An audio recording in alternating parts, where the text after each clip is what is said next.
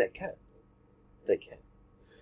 Actually, in the United States, they looked at the success with interest. Wait a minute. Some people is they want to go better university, so they need to selective process. So, well, actually, in the Netherlands, we don't have better or worse universities. They're all public universities.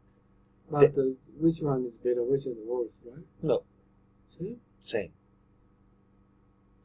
Of course, there is from university to university. There is more focus on this university is a bit stronger in economics, and this university is a bit stronger in liberal arts. Japan. Not like Japan. No, like the Dutch universities, in the top 200 universities in the world, the Dutch universities has, I think, maybe 8 or 9 universities.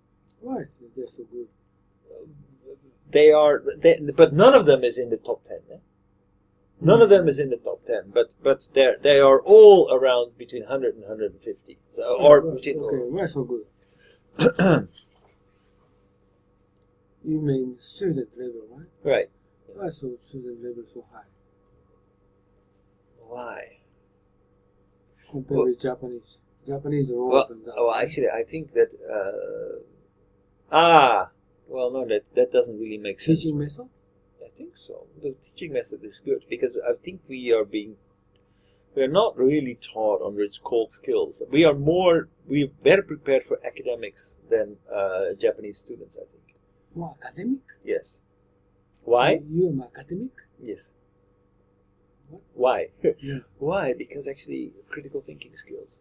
For academic excellence, critical thinking skills are crucial.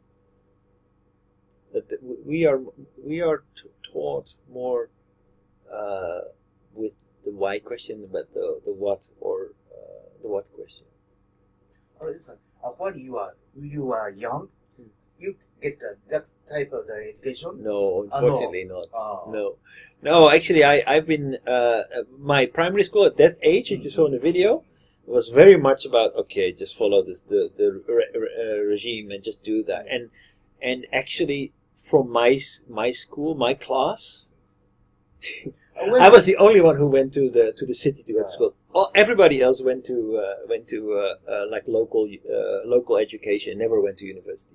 When get this type of system about these 30 years. Yes, I think that then it became more popular. I think the past 20 years, right? But now it's really getting mainstream. Like a lot of kids go to this kind of educational system, and it's fun. Like you remember I was in the Netherlands in January this year, February. Yeah. I went to the school of my niece a lot to help out. They also involve the parents. It's not just the teachers who do it. Parents are also there, like to help out during the school break or to help to teach children. You mean the parents, right? Yes, parents. Parents also have a role in the education. It's not just the teachers teaching, but it's also the parents helping out. So it's not. Parents doing what? Oh, they help, for example, during lunch break. So they come and read to the kids, or they look after them on the playground and things like that. They have a role in the education. Why Dutch people is better than Japanese students? They're not better. In which sense better? You said ranking, right?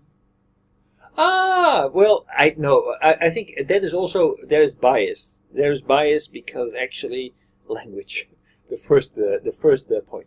I think that it's much easier for many people to because I think most academics in Japan are focused on Japan. They're not maybe too many people who have a global mindset. But if you publish something in the Netherlands, it's atarimai you publish it in English.